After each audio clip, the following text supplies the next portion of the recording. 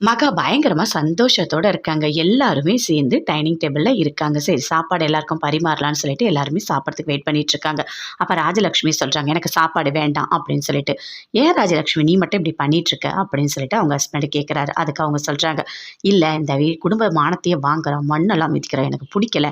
நான் மன்னிக்கவே மாட்டேன்" அப்படின்னு சொல்லிட்டு அவங்க அப்படியே அமைதியா நின்னுட்டு இருக்காங்க. "சரி வாங்க மத்த எல்லாரும் சாப்பிடலாம்" அப்படின்னு சொல்றாங்க. எல்லாருமே சாப்பிடறதுக்காக இருக்காங்க. எல்லாரும் சாப்பிட்டு "சூப்பரா இருக்கு சாப்பாடு" அப்படின்னு சொல்லிட்டு இருக்காங்க.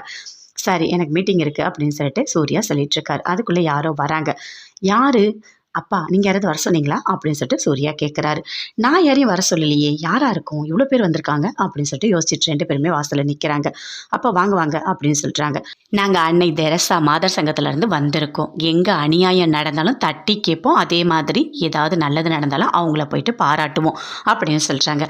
சூர்யா பண்ணதை நாங்க பிரஸ் மீட்டிங்ல பார்த்தோம். சூப்பரா இருந்தது. ரொம்ப நல்லா பண்ணியிருக்காரு.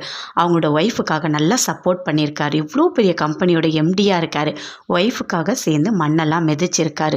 இது எல்லாத்துக்குமே காரணமே அவங்க அம்மா தான். மாமியார் கொடுத்த சுதந்திரம் தான் இந்த அளவுக்கு இருக்கு. அதனால உங்களை கௌரவிச்சுட்டு போலான்றதுக்காக வந்தோம் அப்படின்னு சொல்றாங்க. 2 பேரும் சேர்ந்து நில்லுங்க அப்படின்னு சொல்லிட்டு சால்வெல்லாம் போத்துறாங்க. பொக்கேலாம் கொடுக்குறாங்க. ரொம்ப சந்தோஷமா எல்லாமே பண்றாங்க. இதெல்லாம் பார்த்துட்டு இருக்காங்க மகா. அப்போ மகா சொல்றாங்க, "இவரை மாதிரி ஒரு ஹஸ்பண்ட் கிடைக்க நான் கொடுத்து வச்சிருக்கணும். பெண்களுக்காக எல்லாமே செய்வாரு. அவரு முழு சுதந்திரம் கொடுப்பாரு. அது மட்டும் இல்லை அவரை மாதிரி சான்ஸே இல்லை" அப்படின்னு சொல்றாங்க மகா. ஐயோ கடவுளே, நம்மள வேணும்னே இப்படி பேசிட்டு இருக்காளே அப்படின்னு சொல்லிட்டு சூர்யா யோசிச்சுட்டு இருக்காங்க. அவங்க எல்லாமே பண்ணிட்டு அங்கேருந்து கிளம்பிட்டாங்க. அப்போ சூர்யாவோட அப்பா சொல்றாரு, "பாத்தியா என்னென்ன பேசின மகாவை, கடைசியில் உன் பையனை எப்படி வந்து புகழ்ந்துட்டு போறாங்க பாத்தியா" அப்படின்னு சொல்றாரு. என்ன புகழ்ந்துட்டாங்க? என்னதான் இருந்தாலும் சரி, நான் இவளை மன்னிக்கவும் மாட்டேன், மருமகளை ஏற்றுக்கவும் மாட்டேன், புரியுதா அப்படின்னு சொல்லிட்டு பயங்கர கோவமா உள்ள போயிட்டாங்க.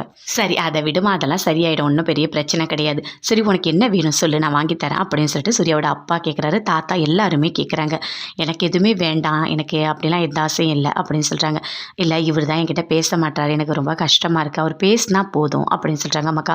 கண்டிப்பாக சூர்யா பேசுவான், சூர்யா ஒழுங்காக பேசு அப்படின்னு சொல்கிறாங்க. மகா ரொம்ப சந்தோஷமாக இருக்காங்க. வீட்டில் மகாவோட அம்மா அப்பா 2 பேருமே யோசிச்சுட்டு இருக்காங்க, மகாவுக்கு ஏதாவது பிரச்சனையாக இருக்குமா அப்படின்னு சொல்லிட்டு. அப்போ அவங்க அப்பா சொல்கிறாரு, அதெல்லாம் எதுவுமே இருக்காது, மகாவுக்கு எந்த பிரச்சனையும் இருக்காது அப்படின்னு சொல்கிறாங்க. மகா அப்போ ஃபோன் பண்ணுறாங்க, அப்பா இன்னைக்கு நான் வரல, ஏம்மா ஏதாவது பிரச்சனையா அப்படின்னு சொல்லிட்டு கோடீஸ்வரி கேட்குறாங்க.